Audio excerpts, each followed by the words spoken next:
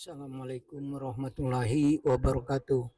Para sahabat Nabhan Abdullah Channel, pagi ini kita berada di Masjid Al-Hidayah dalam rangka mengikuti ceramah Jumat Ba'da Subuh yang akan dibawakan oleh Ustadz Dr. Heron M. Arif. Bapak-bapak sekalian silakan menyaksikan. Wassalamualaikum warahmatullahi wabarakatuh. Alhamdulillah الذي فضلنا على كثير من عباده المؤمنين أشهد أن لا إله إلا الله وحده لا شريك له وأشهد أن محمد رسول الله اللهم صل وسلم على سيدنا محمد وعلى آله وصحبه أجمعين أما بعد. Bapak ibu-ibu jemaah subuh Masjid Al-Hidayah rahmati Allah SWT. Alhamdulillah kita bersyukur subuh hari ini kita dalam kondisi sehat walafiat. Semoga Allah SWT terus memberikan kesehatan dan keafiatan pada kita insyaAllah. Dan salam atas Rasulullah Muhammad SAW serta para sahabat, keluarganya dan kita semua umat yang selalu istiqomah terhadap Islam ila yaumil qiyamah. Bapak Ibu sekalian, kita lanjutkan pengajian kita kitab Minhajul Mu'min. Memang kitab ini dalam rangka mengupgrade, meningkatkan level kita dari sekedar muslim menjadi mukmin, menjadi orang yang beriman. Ini kita berada di zaman fitnah yang luar biasa dahsyat ya Bapak Ibu. Hari ini 1 tahun memperingati serangan Hamas ke Israel. Jadi perang Israel sudah setahun. Israel dengan Hamas itu setahun. Dari 7 Oktober sampai sekarang tanggal 6 Oktober. 5 Oktober hari ini.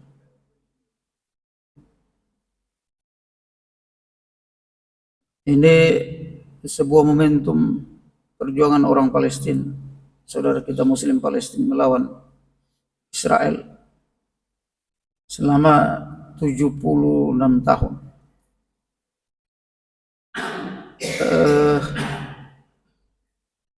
Hari-hari ini kita juga melihat ternyata perang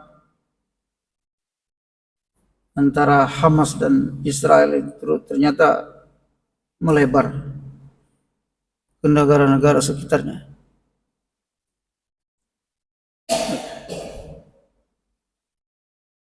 Hamas yang begitu sangat kecil ya, Gaza yang begitu kecil, yang sekitar 350 km persegi luasnya. Cuma penduduknya padat karena Palestina yang satu negara itu diperas, penduduknya lari semua ke situ, ke Gaza itu. Yang tadinya penduduknya cuma puluhan ribu jadi 2 juta lebih karena diusir dari daerah-daerah lain yang sudah dikuasai oleh Israel. Bayangkan 100% negaranya yang mereka miliki tinggal sekitar 18%. Jadi 80% itu yang dari diusir, ada yang ke Jordan, ada ke Suriah, ada yang ke Mesir, ke Jordan, ke Suriah. Diusir. Yang bisa bertahan di Gaza itu dan di tepi barat, tempatnya Abbas. Jadi bertahan di situ mereka. Sehingga padat Gaza itu. Padahal luasnya cuma 350 km persegi. 350 km persegi seperti apa ya? Bekasi lebih luas. Bekasi kota itu lebih luas. Bekasi, Kabupaten Bekasi lebih luas. Kalau kita itu hanya kecamatan sebenarnya.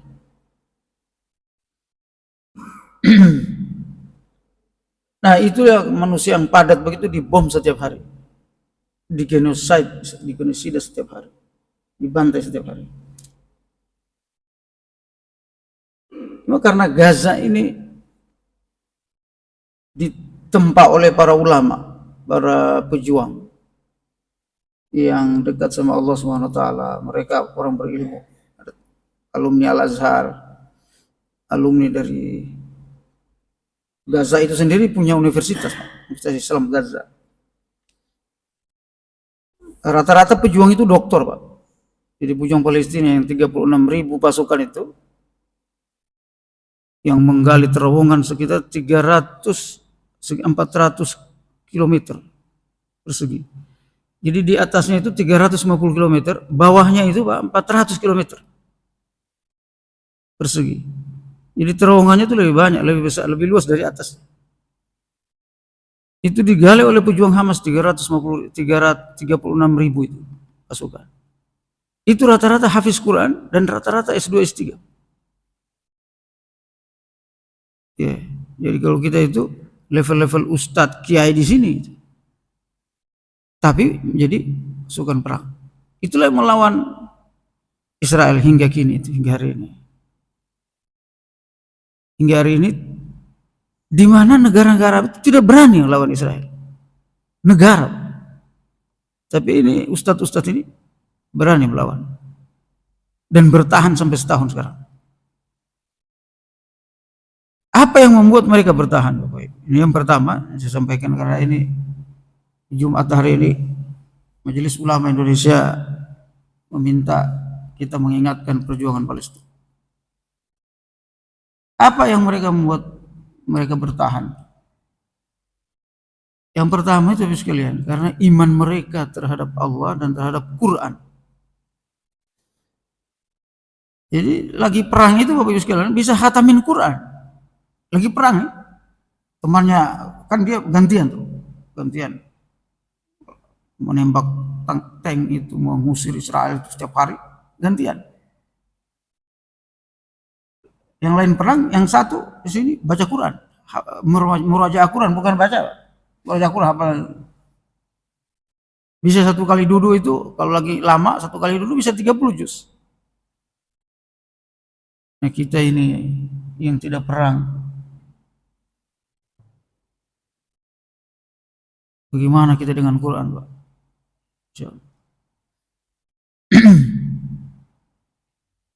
Lalu, Bapak-Ibu sekalian, kenapa iman itu yang mereka andalkan? Kenapa mereka tidak mau lepas dari Quran? Nggak bisa lepas dari Quran. Karena mereka yakin bahwa Quran itulah yang akan menguatkan jiwa spiritual. Quran itulah yang mengantarkan kemenangan. Quran itulah yang menyebabkan Allah menolong mereka itu. Dan Quran itu bukan cuma dibaca, memang SOP, Pak. Jadi Quran itu jadi SOP mereka gitu.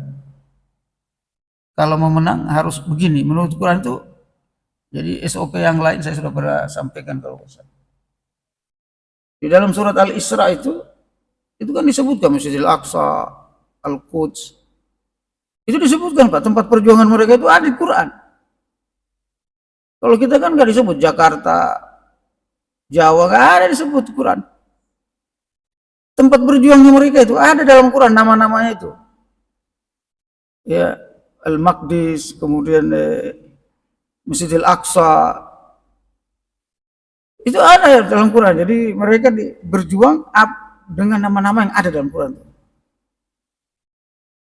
Lalu Quran mengatakan yang bisa mengalahkan Israel itu, kan Allah sebutkan nanti Israel akan ngumpul, yang kali keduanya itu kumpul di Palestina. Sekarang Israel kumpul di Palestina.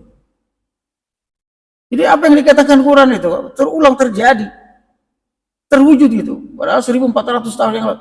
Nanti Israel kali keduanya akan ngumpul di situ. Kali pertama itu kumpul ketika Nabi Musa kan. Ketika kumpulkan Nabi Musa, dikumpulkan Nabi Daud, nabinya. Nanti Bani Israel itu akan kumpul lagi yang kedua. Dalam surat Al-Isra. di kumpul kedua itu nanti kalian akan melakukan kerusakan, kata Allah. Waja'alnakum aktsara nafira, apa namanya? Nah, itu kalau itu untuk orang Islam. Disebutkan dalam Quran itu surah Al-Isra itu nanti kalian akan melakukan kerusakan. Yufsiduna fil ardi marratain. Kalian akan merusak di muka bumi 2 kali. Lalu nanti Allah akan utus yang menghentikan kerusakan Israel itu. Disebut oleh Allah istilahnya itu, redaksinya itu ibadal lana. Yang akan mengusir kalian, yang akan menghentikan kejahatan kalian itu, yang mampu hanya ada namanya ibadan lana, hamba-hamba yang menghamba kepada kami, bukan hamba kami, Pak. Jadi bukan ibadana, tapi ibadan lana. Beda itu. Al-Quran itu setiap huruf, kalau katanya itu kalimatnya itu beda hurufnya, beda makna. Ibadah lana, hamba-hamba yang menghamba kepada kami. Maksudnya hamba-hamba yang enggak putus hubungannya dengan Allah. Yang tunduk itu hanya pada Allah. Enggak tunduk kepada siapapun. Abu Mazen itu pimpinan Palestina pengganti Yasser Arafat itu ibadan, hamba. Tetapi dia tunduknya sama Israel, Pak. Tapi kalau Hamas ini enggak pernah tunduk sama siapapun kecuali Allah. Itu disebut ibadah lana. Ada lananya. Itulah yang membuat mereka tidak kalah, Pak. Janji Allah itu, SOP itu Quran itu, pas seperti Quran. Hamba-hamba yang menghamba seluruhnya hidupnya itu kepada kami, yang mampu akan mengalahkan kalian, wahai Israel. Liyasu'u wujuhakum waliyadkhulal masjid kama dakhaluhu awwala marrah. Kata Allah, hamba-hamba kami itulah yang akan mempermalukan wajah kalian. Jadi membuat mereka malu. Sekarang malu itu Israel. 2 hari yang lalu Netanyahu ceramah di PBB, kosong itu ruangan, ditinggal semua sama orang. Ceramah sendiri dia. Ente pembantai bicara perdamaian. Termasuk Menteri Retno kemarin. Bicara. Dari luar negeri, Indonesia. Kata Pak Bu Retno itu, bicara perdamaian. Perdamaian yang mana? Ente tiap hari memerangi orang. Nah, Indonesia termasuk tegas itu, Pak, menterinya itu. Kayak diakui Indonesia itu juga. PBB. Karena memang undang-undang kita begitu, nggak boleh ada penjajahan di atas dunia, harus dihapuskan kan itu. Di mana saudara lagi gitu orang-orang Islam. Ibadah lah Bapak. Jadi itu yang dipegang sama Hamas. Kalau mereka lepas, kata mereka Bapak Ibu sekalian, kami ini kalau nggak zikir pagi dan sore itu putus, itu dosa menurut kami. Jadi kalau mereka nggak zikir pagi dan nggak zikir sore, Al-Ma'surat itu dosa menurut mereka, Pak. Kita kadang zikir, kadang kagak gitu ya. Udah sampai begitu istilahnya. Ini zikir itu habis asar zikir. Kalau kita sini kan beda aja udah bawaannya. Jadi sekalian mereka praktekkan dan itulah yang membuat mereka menang. Negara Saudi, negara Jordan, Mesir itu takut sama Israel. Ini Hamas yang kecil. Milisi saja gitu, milisi Islam yang kecil. Bertahan sampai setahun sampai sekarang. Pernah perang Arab Israel lawan 5 atau 6 negara Arab. Kalah 6 negara itu, Pak, cuma 6 hari, hitungan 6 hari.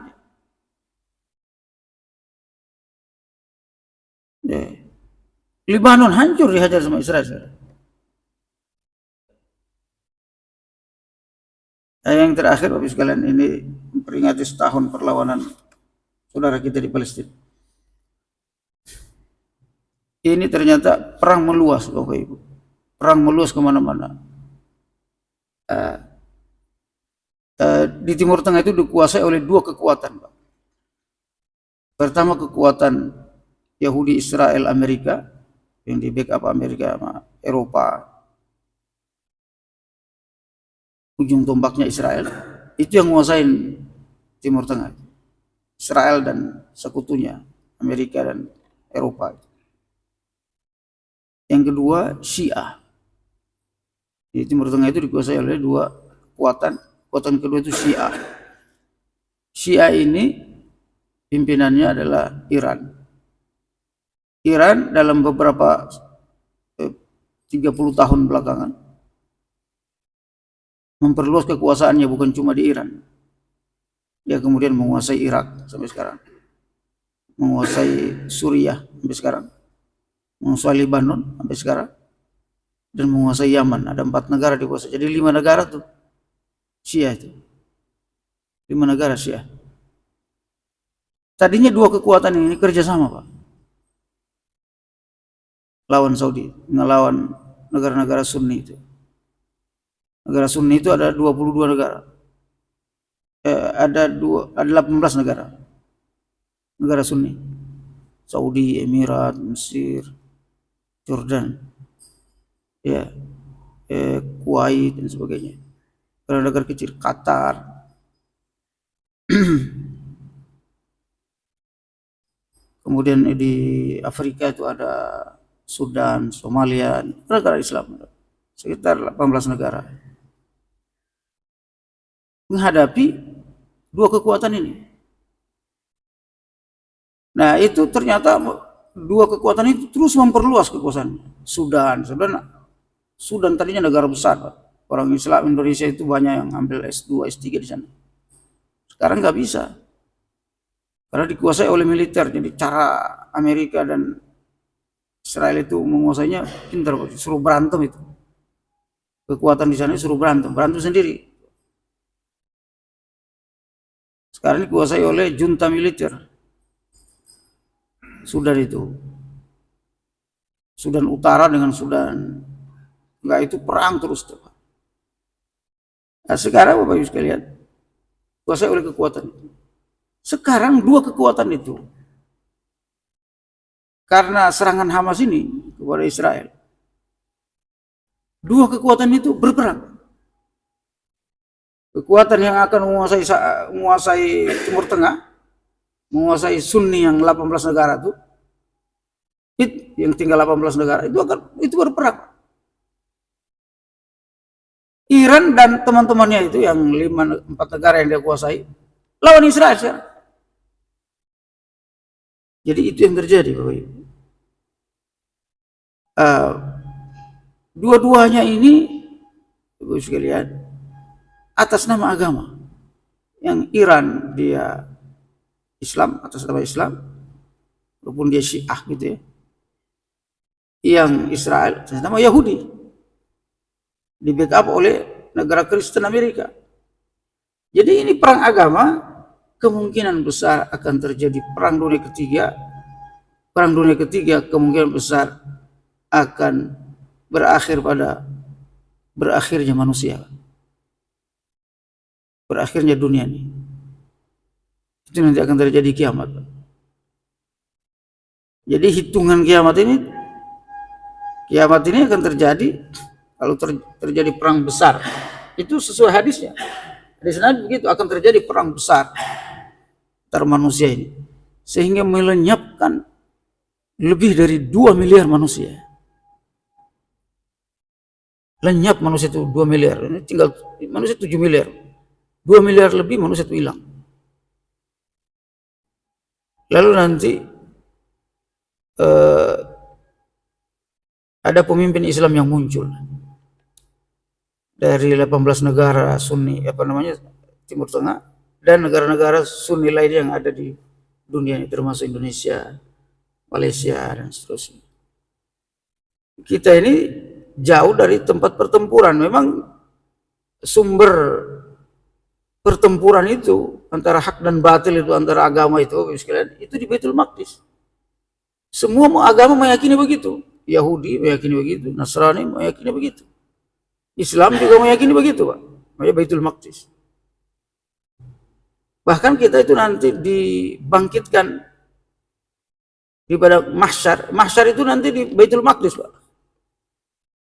Ada hadisnya itu. Jadi padang mahsyar itu di Baitul Maqdis, Pak. Tapi nanti udah rata jadi tanah. Nanti kita juga dibangkitkan di situ hari kiamat. Baitul Maqdis. Turunnya Nabi Isa itu di Baitul Maqdis.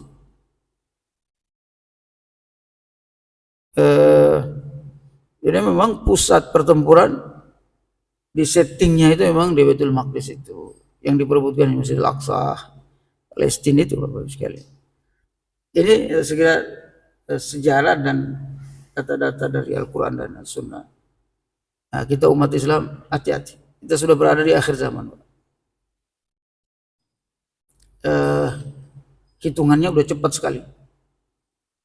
Cepat sekali. Ini kalau jadi perang dunia ketiga, ini prediksinya Bapak sekalian, prediksi manusia. Kalau jadi perang dunia ketiga,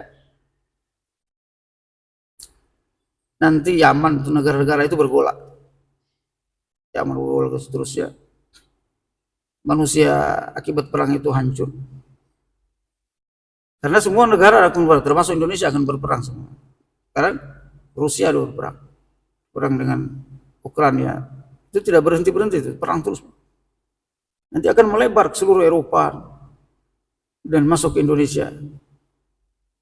Bisa jadi kita akan perang sama Cina dan sebagainya. Terjadi perang. Ya. Nanti manusia akan membuat sekutu negara-negara itu. Bisa Cina itu bisa jadi musuh, bisa jadi sekutu ntar. Sekutu. Lalu kemudian melawan semua negara perang, kayak perang dunia kedua, hancur semua manusia. Ya, penuh kesalahan. Jadi nggak ada lagi. Nanti internet apa putus mah karena nuklir. Orang bermain nuklir. Jadi kiamat itu juga diperparah dengan nuklir. Ya, air laut naik apa segala itu. Sehingga nanti nggak ada internet. Orang berperang itu dalam riwayat dia pakai senjata biasa. Nggak ada internet. Jadi tombol-tombol nuklir itu nggak bisa efektif. Orang nggak ada nuklir, nggak ada listrik. Lalu kemudian dunia dalam kondisi itu baru kemudian turun nanti Imam Mahdi yang akan membebaskan manusia, dan itu sudah ada bagian dari akidah itu. Misalnya Imam Mahdi itu bagian dari akidah. Kenapa? Karena disebutkan oleh hadis 60 hadis sahih. Dan ternyata Israel ini juga, Yahudi itu juga nunggu Imam Mahdinya dia. Imam Mahdi dia itu Dajjal. Jadi makanya namanya Al-Masih Ad-Dajjal. Nanti Kristen akan turun Nabi Isa, dan Kristen itu akan masuk Islam semua. Mereka kemudian menyesal masuk beragama Kristen karena dibatalkan oleh Nabi Isa agamanya. Jadi Nabi Isa itu turun untuk membatalkan agama itu. Sehingga kemungkinan besar dia bergabung sama umat Islam. Melawan ateisme, melawan komunisme, melawan Yahudi, Israel, Zionis dan seterusnya. Jadi akan terjadi terkumpul menjadi dua kekuatan. Itulah yang saling memusnahkan.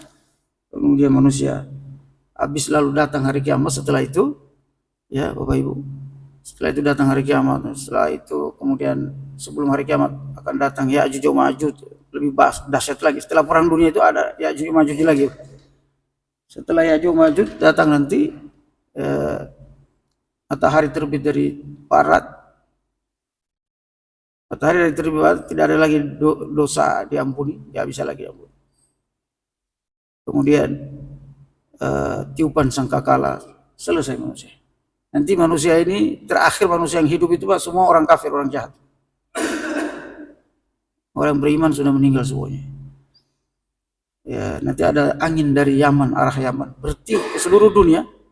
Siapa yang mengenai angin itu, yang disentuh oleh angin itu mati, Pak, yang beriman. Tapi kalau yang nggak beriman nggak mati. Jadi peristiwa kiamat itu terjadi hanya disaksikan oleh orang-orang jahat, orang-orang kafir. Jadi nggak usah khawatir Pak Edwin, ya, kita nggak menyaksikan. Ya. Ini barangkali Bapak Ibu sekalian,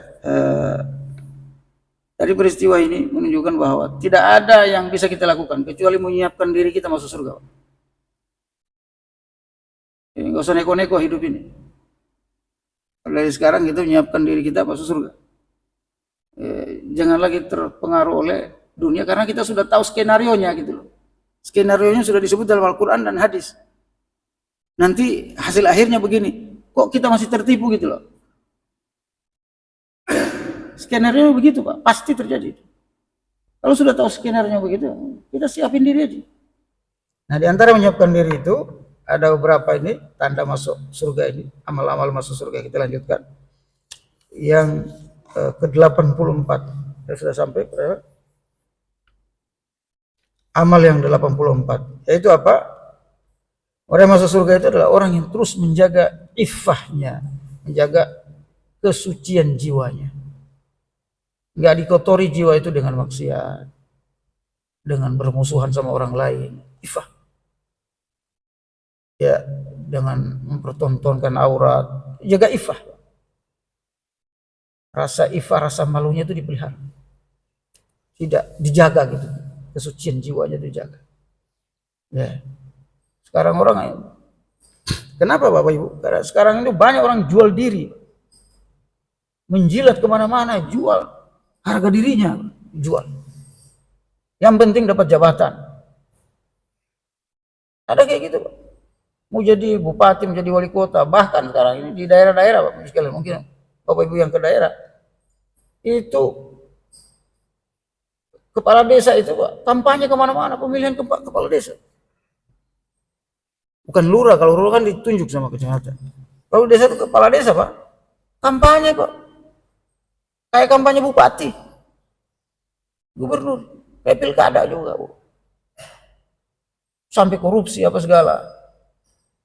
Jual harga diri, yang penting dia menang.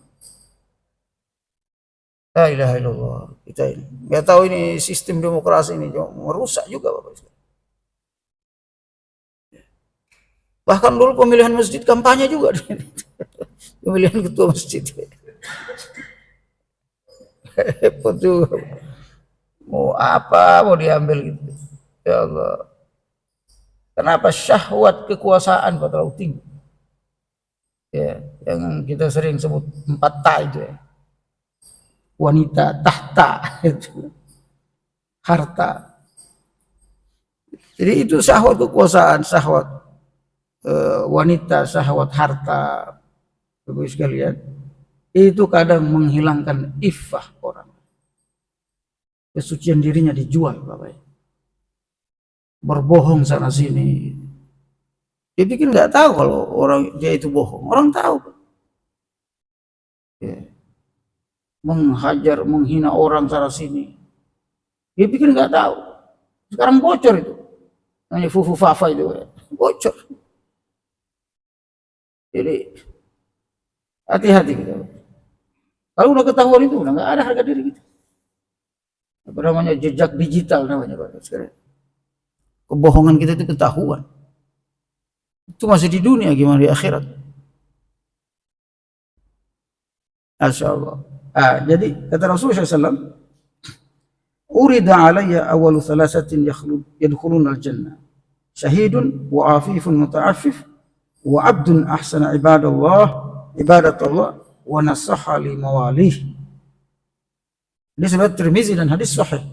Kata Rasulullah SAW, ada 3 yang dihamparkan di depan saya itu orang masuk surga. Ada 3 orang. Maksudnya ada 3 kelompok. Yang pertama adalah orang yang mati syahid. Itu masuk surga Pak, langsung masuk surga tuh, orang mati syahid. Yang kedua, orang yang menjaga iffahnya ini. Tadi yang kita bahas. Orang yang menjaga harga dirinya dalam kondisi yang sulit sekalipun, dalam kondisi fitnah sekalipun. Dia tetap jaga harga dirinya. Gak jual diri gitu. Dia tetap. Walaupun dia semiskin-miskinnya dia tetap. menjaga kesucian dirinya, harga dirinya dijaga. Ya, nggak mau udah ikut-ikutan gitu menjual diri. Sekarang itu Pak, semua dijual Pak. Bukan cuma diri dijual, agama dijual. Ya. Apa fatwanya ini? Fatwa oke, naik jadi jabatan. Agama dijual. Akidah dijual. Ada orang banyak artis dan sebagainya. Ya. Murtad untuk apa? Dapat harta. Agama dijual. Ada menjual agama dengan murtad. Ada menjual agama Bapak Ibu sekalian. Ajaran agamanya itu yang dijual. Ya. Nggak boleh kita berkasih sayang sama orang kafir. Dia berkasih sayang sama orang kafir agar supaya dia naik jabatan. Orang kafir itu ada batas sama kita. Kalau mereka baik, kita berbuat adil, berbuat baik, biasa muamalah. Tapi bukan berkasih sayang seperti sesama muslim begini. Ada batasnya. Agama mereka juga mau mengajarkan seperti itu, Pak. Sehingga ada perbedaan tuh agama. Nah, sekarang ada yang cium keningnya Paulus 3 kali, imam mesti. Sekalian. Jadi kondisi Pak, jual agama orang. Jual agama ini berbahaya. Rasa harga dirinya dijual. Ifahnya dijual. Nah, 3 golongan ini yang disampaikan kepada Nabi Muhammad, sampaikan oleh Allah SWT. 3 orang masuk surga di hadapanku, kata Rasul. Ya, orang mati syahid, orang yang menjaga ifahnya, tetap dia harus konsisten, istiqomah dengan imannya, prinsipnya. Muta'affif, terus menjaga. Muta'affif itu afif, muta'affif, ya, menjaga ifahnya dan terus berjuang menjaga apapun yang terjadi. Wa abdun ahsana ibadatullahi wa nasaha limawali. Seorang hamba yang terus memperbaiki ibadahnya kepada Allah. Dan terus berbuat baik kepada keluarganya. Ini 3 orang masuk surga. 3 kelompok masuk surga. Hadis riwayat Tirmizi dan dihasankan, hadisnya hasankan oleh Tirmizi. Yang ke-84 85 ya. 85. Ini juga penting. Orang yang masuk surga itu, amal yang memasukkan kita ke dalam surga itu adalah ridha zauji an zaujatihi, keridhaan suami kepada istrinya.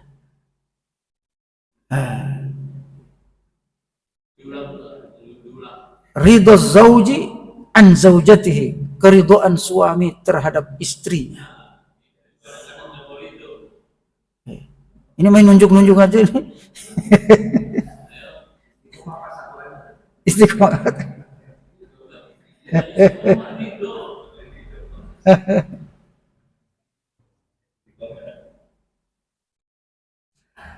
Istiqomah itu definisinya lain, Pak. Istri 3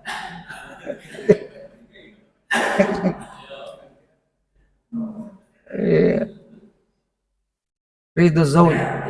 Dan memang Bapak Ibu sekalian, di akhir zaman, di antara fitnah akhir zaman itu, keluarga itu jarang yang harmonis. Ini di antara tanda kiamat, Pak.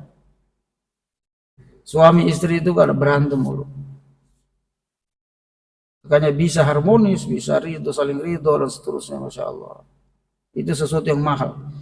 Sekarang di masyarakat Eropa, masyarakat Barat, bahasanya kita itu masyarakat Barat, orang Barat. Kehidupan keluarga itu hampir nggak ada. Kumpul kebo aja itu keluarga. 70% anak-anak itu tanpa bapak. Tapi mereka hidup karena negaranya sejahtera. Kerja. Bayangkan, hancur. Institusi keluarga itu hancur. Nah itu mereka mau impor ke sini. Dan juga dianggap, menurut mereka ini budaya hidup. Menurut mereka itu peradaban, padahal itu kehancuran. Ya nggak usah hari gini nggak selingkuh. Itu ada istilah gitu. Jadi Barat itu mulai impor ke sini tuh budayanya. Hati-hati. Kalau sudah hak keluarga kita hancur, susah masuk surga Bapak. Karena kita masuk surga itu ternyata dengan keluarga kita, Pak. Masuk surga itu sekeluarga lagi, Pak. Ya bukan kemudian kita di sana sendiri-sendiri. Masuk surga sendiri itu nggak enak, Pak. Nggak ada keluarga, nggak ada siapa-siapa. Ya sendiri aja seluas itu surga. Mau ngapain coba? Nggak ada istri, nggak ada anak. Ya, makanya Nabi Adam ketika diciptakan sendiri, Pak, gelisah. Padahal surga, gelisah. Lalu Allah tahu dia gelisah gitu. Allah Maha tahu. Itu jadi selama beberapa waktu itu Nabi Adam itu mundar-mandir, ya pohon surga satu, pohon surga yang lain dan seterusnya. Mana bidadari nggak ada lagi gitu kan? Akhirnya dia minta istri, diciptakan istrinya Nabi Siti Hawa itu. Baru nyaman dia. Jadi di surga aja nggak ada istri, Pak. Gelisah bagaimana di dunia. Jadi Pak Agus di dunia ini untuk istri kita, maka harus baik-baik sama istri. Kenapa? Karena istrilah membuat kita tidak berdosa. Istri membuat kita tidak berzina. Istri membuat kita bisa betah di rumah, betah di dunia ini. Jadi begitu juga istri, dia harus diridhoi oleh suami. Karena istri nggak bisa masuk surga kalau tanpa ridho suami. Hadis ini bagus sekalian. Ya, ayyuma imra'atin matat wa zawjuha anha radin dakhalatil jannah. Wanita siapapun, istri, seorang istri siapapun lalu meninggal dunia dan suaminya itu ridho ke dia, maka dia masuk surga. Masya Allah. Ada artis yang sudah bertobat ya, Marisa dan siapa? Kang Fauzi. Meninggal istrinya kemarin. Udah 3 kali pingsan katanya. Suaminya. Cinta betul sama istrinya. Ya walaupun ini dia mantan artis bagus sekalian. Keteladanan bagus. Meninggal istrinya pingsan 3 kali. Masya Allah. Hah?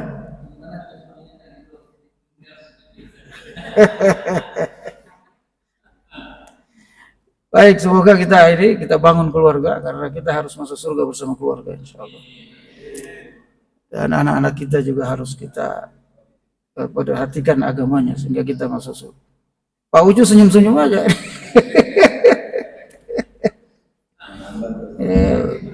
Pak Ucu kan udah duluan di sana gitu ya. Nanti ketika masuk surga udah ada yang jemput Pak Ucu. Allahu Akbar. Kenapa negara Arab tidak membantu? Israel itu Bapak sekalian membuat skenario di Timur Tengah itu, di negara-negara yang Timur Tengah, negara-negara Arab itu selama 70 tahun lebih dibantu, di backup 100% sama Amerika dan Inggris sama Eropa, bahkan dibantu sama PBB. Bagaimana Israel itu menguasai pemimpin-pemimpin Arab, itu prosesnya lama. Jadi makanya ketika disadarkan dalam waktu setahun 2 tahun susah. Orang dia disuruh takluk, dikuasai sama Israel itu puluhan tahun. Di Timur Tengah itu raja maupun presiden nggak naik ke singgasananya kalau nggak restu Israel. Tentunya melalui Amerika, nggak langsung Israel langsung. Jadi cocok hidupnya. Seperti Saudi saja. Ini MBS namanya, Muhammad bin Salman. Ini besarnya di Amerika, Pak. Budaya Amerika. Gaya hidupnya Amerika semua. Bukan gaya hidup Islam. Bajunya aja pakai Arab. Dalamnya Eropa semua, Amerika semua. Makanya gaya hidupnya begitu. Di Masjidil Haram boleh orang buka aurat, buka apa coba. Jadi hancur Bapak sekalian. Mesir apalagi? semua jenderal di Mesir itu, jenderal, saya lama di Mesir, pasti disekolahkan di Amerika. Kalau nggak lulusan Amerika itu nggak bisa naik pangkat. Otaknya sudah dicuci. Raja Jordan, saya tahu persis Raja Jordan itu, dia punya adik di situ, Princess Basma. Itu Raja Jordan, Pak, adik-adiknya yang perempuan. Padahal nama negaranya itu apa? Al-Mamlakah Al-Hashimiyah. Kerajaan Hashim. Bani Hashim. Bani Hashim itu turunan Rasul, Pak. Tapi gaya hidupnya barat. Keluarganya itu nggak ada yang pakai jilbab. Itu ratu-ratunya itu nggak ada yang pakai jilbab, kayak model Eropa, rambut pirang. Nggak ada Islam. Gaya hidupnya Amerika semua, Eropa. Bergantung nyawanya, ruhnya itu Eropa, Amerika. Jadi gimana kali gua saya mau lawan Israel, boro-boro lawan Israel, orang kehidupannya gaya hidupnya Amerika. Ya. Bapak Ibu sekalian. Dan mereka itu apa? Melakukan kerjasama sama Israel. Jadi punya hubungan diplomatik. Jadi Israel itu punya dubes di negaranya. Kalau Indonesia itu lebih bagus. Makanya mereka itu angkat tangan dengan Indonesia, Malaysia. Nggak ada kedubes Israel di sini. Israel main bola aja di sini nggak boleh. Di kita itu luar biasa Indonesia itu. Main bola juga boleh sini, Pak. Apalagi yang membuka kedubes. Kenapa? Karena perjuangan umat Islam. Sadar. Karena dipusatkan itu pengaruh Amerika itu budayanya. Abu Mazen pengganti Yasser Arafat. Itu gaji PNS mereka semua dari Israel, Pak. Listrik dari Israel. Gimana nggak ikut Israel? Semua. Di Saudi itu kalau nggak salah ada 3 pangkalan militer Amerika. Di Saudi, Pak, nyebut Amerika goblok, masuk penjara. Saudi. Kalau kita hina-hina Amerika di Indonesia biasa kan. Di sana Bapak hina Amerika, masuk penjara. Menghina saja. Coba.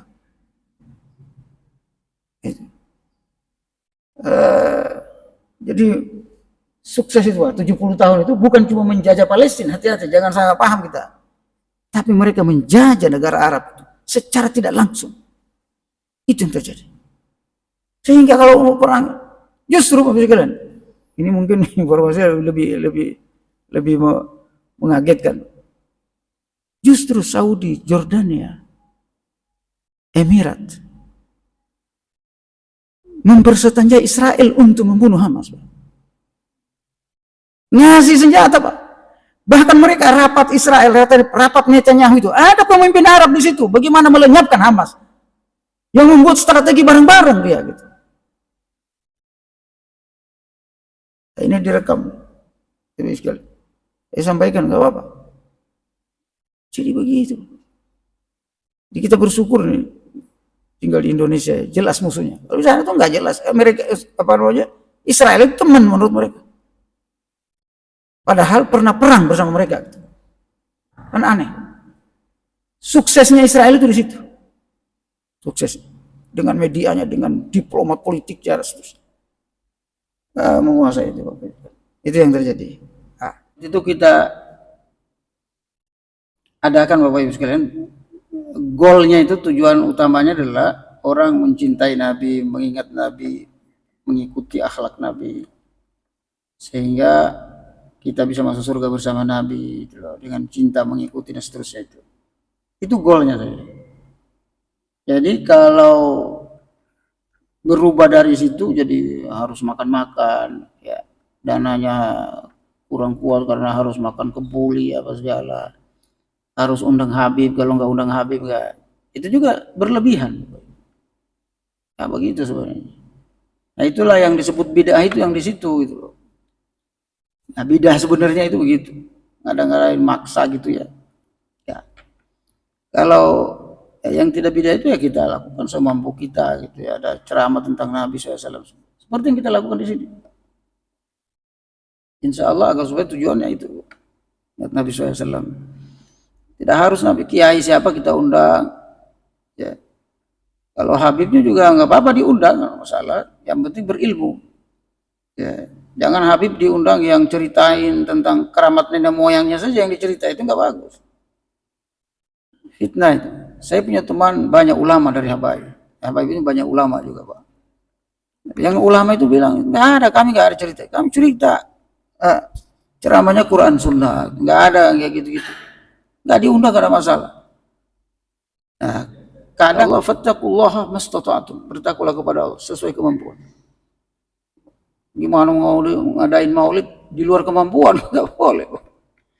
Ya, apa adanya saja. Sampaikan begitu aja, Pak. Ya, makanya saya bilang tadi, tanya Pak Mahmud ini, kita di sini begitu, sesuai kemampuan aja. Ya, kalau kita mau berpahala ngasih makan orang hadir, alhamdulillah kan kita kasih makan orang biar pahala kan gitu. Ya kalau cuma bisa air putih, ya, alhamdulillah. Gitu Allah. Kita cukupkan Bapak Ibu sekalian. Terima kasih atas perhatiannya. Kita tutup dengan doa kafaratul majlis. Subhanakallahumma wa bihamdika asyhadu an la ilaha illa anta astaghfiruka wa atubu ilaik. Wassalamualaikum warahmatullahi wabarakatuh.